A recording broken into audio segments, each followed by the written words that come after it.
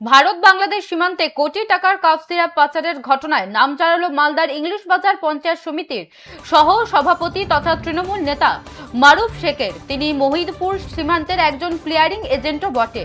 গোপন সূত্রে খবর পেয়ে মহিদপুর সীমান্ত দিয়ে বাংলাদেশে পাথর রপ্তানি করতে যাওয়া একটি লরি আটক করে বিএসএফ ও কাস্টম।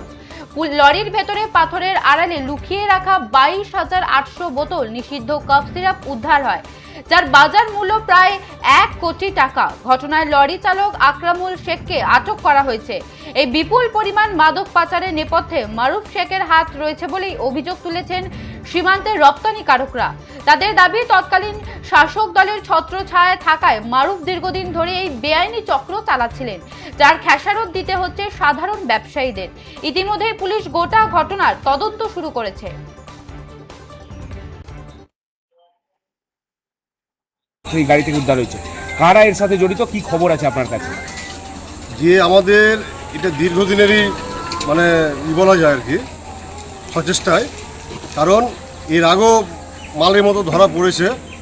আমরা নাম পেয়েও সেটা উজ্জ্বল ছিল, কিন্তু আজকে যে মালটা ধরা পড়েছে তাতে মারুফ শেখ প্র্যাকটিক্যাল ড্রাইভার, ওনার নাম বলেছে আমাদেরকে।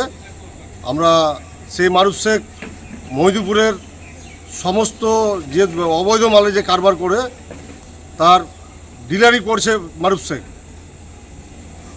মারুফ শেখের পরিচয় কি?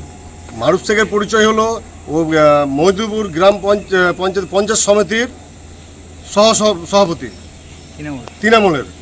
এই তৃণমূলের এই আমলে যে আমাদের বর্ডারে যে অত্যাচার করেছে মারুফ শেখ, তাতে আমরা খুব কষ্টের মধ্যে ছিলাম। তাকে কিছু বললেও বলতে পারতাম না, সেই তৃণমূলের দাপটে চালিয়ে যাচ্ছিল। আজকে সে হাতে নাতে ধরা পড়েছে।